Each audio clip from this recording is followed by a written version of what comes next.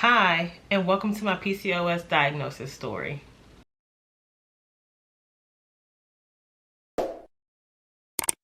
So like millions of women around the world, I too live with PCOS. If you're not familiar, PCOS stands for polycystic ovarian syndrome. It is very hard to explain, and what I like to tell people is I don't have diabetes, but my ovaries do, or my hormones do. So as I speak more about it, you'll understand why I say that. But in this video, I'll get into what PCOS is, some of the symptoms, some of the treatment, some of the technical things about textbook things about PCOS, and then I'll tell you the story about how I found out and how I got my diagnosis. I mentioned this video will be about PCOS. I've watched a ton of YouTube videos about it and people's diagnosis, and I figured why not share my story, hoping that it'll help someone else as well. All right, but before we get into all of that, I wanted to give a little bit of information on what PCOS is, some of the symptoms, treatments, and all those things. And I have a lot, but I'm gonna read it off and give you what I got. Alrighty, so PCOS, bottom line, is generally a hormone imbalance where you have more androgen, which is the male hormone, and then you lack progesterone, which affects your periods, and then the insulin in your body doesn't process correctly, so that's a whole nother thing. In short, it directly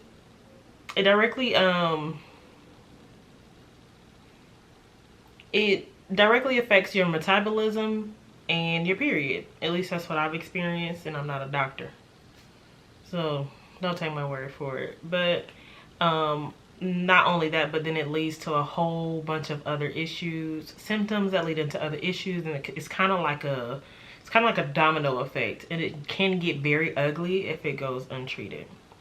Some of the symptoms include, but are not limited to, and brace yourselves because they coming, but irregular periods, male pattern hair growth on your face, male loss on your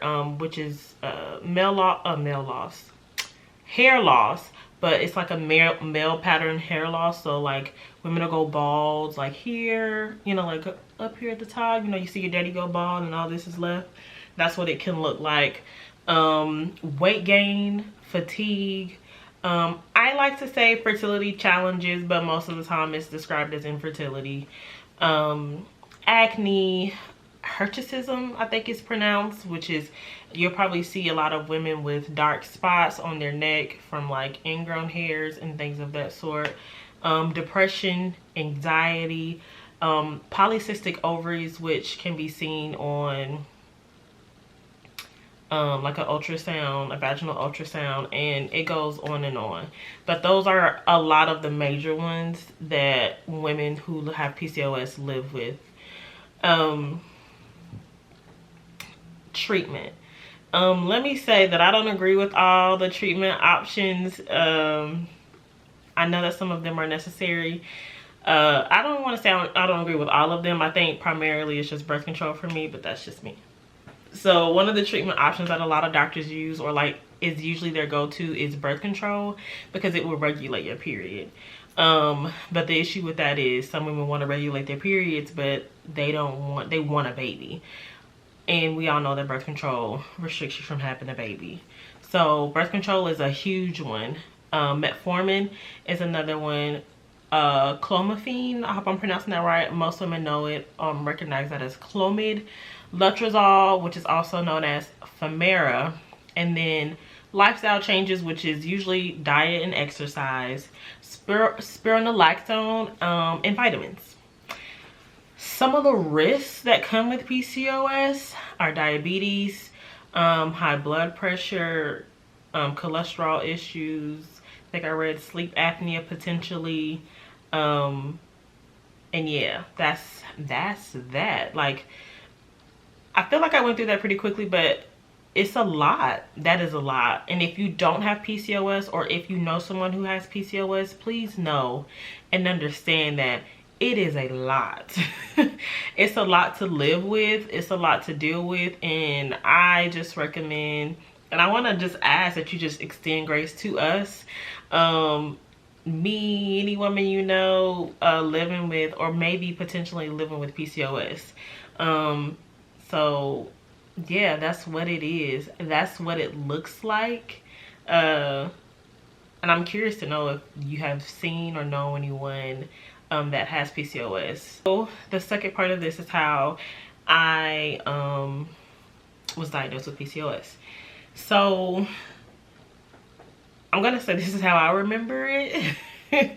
And the only reason why in my mind is so clear is because this was right around I'm sorry, I'm checking my shirt because I just ate some pizza rolls and it's good, but I wasn't sure if I got marinara sauce on my shirt. But anyway, I remember this so clearly because it was literally right around the time my grandmother passed. I was moving back home from living in Marietta, going to school and everything. So around that time, I had decided to move back home, quit my job so I can finish school and commute. But in the midst of me moving, my grandmother was dying from cancer. So it was literally her last week or so of her living. And after her funeral arrangements, that's when I started noticing my symptoms.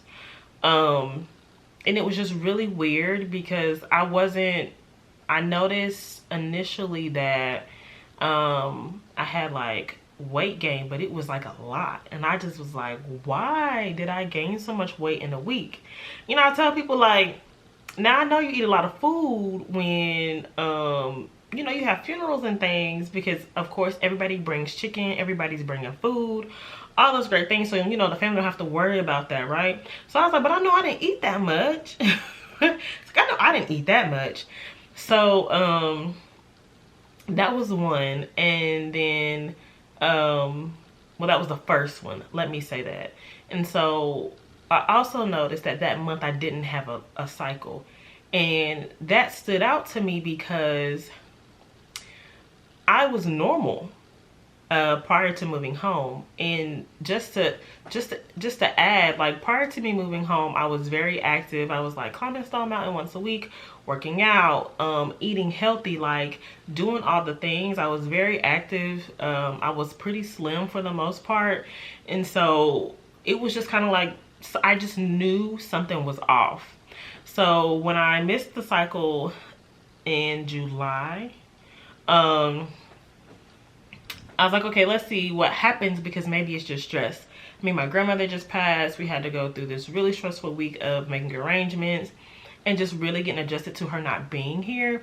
So I thought that maybe that had something to do with it, or that played a part, right? All right, so I let that be what it was gonna be. And then, I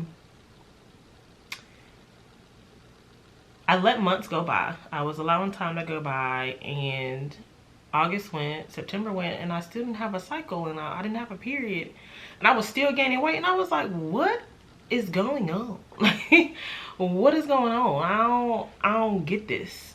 Something's not right. As I mentioned, I was pretty regular, so this was new for me. I could clock my cycles without an app. Like, I knew what was what, and it just wasn't happening. So I made an appointment with my doctor October-ish. I think it was October.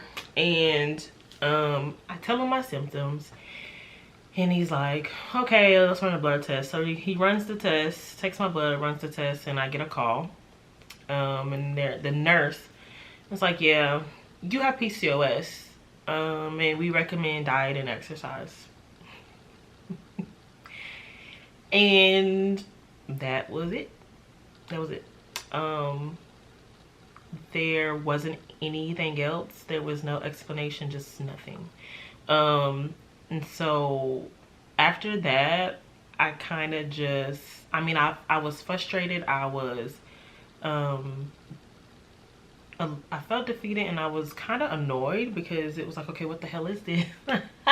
What is this? I don't know what this is. I don't know what I'm dealing with. Like, you're not gonna tell me what the, like, nothing. And granted, this was like, and this was in 2016, so maybe maybe it was kind of like people were still learning about it, and so maybe that's why that is. I don't know. Or maybe they hadn't got a wave of it in that area. I'm not sure, but I got nothing from my doctor, from my gynecologist specifically. It was just that was it. So after that, I kind of just let it do. I let it is PCOS. I let PCOS do whatever it was gonna do. And as the years passed, it did get worse. My symptoms got worse. It got really bad. And you'll hear about me. I'm gonna break this down so it's not like me talking for 30 minutes, but you'll hear more about my journey in the videos to come. But I kind of just wanted to give you an idea of what that looked like for me. So if this video helped you in any way, like this video, share it with someone you know may benefit from it. And if you have experienced any of these symptoms or recently been diagnosed, please share your story in the comments. Let me know what it was like for you. And maybe if not in the comments, shoot me a DM on Instagram. I'm always willing and wanting to extend support in any way I can, because as someone living with PCOS, I know it can be just stressful. And it's just a lot. It's like a whirlwind of like mess with your body. So let me know how that was for you. I am sending all the hugs and love your way, and I'll see you in the next video.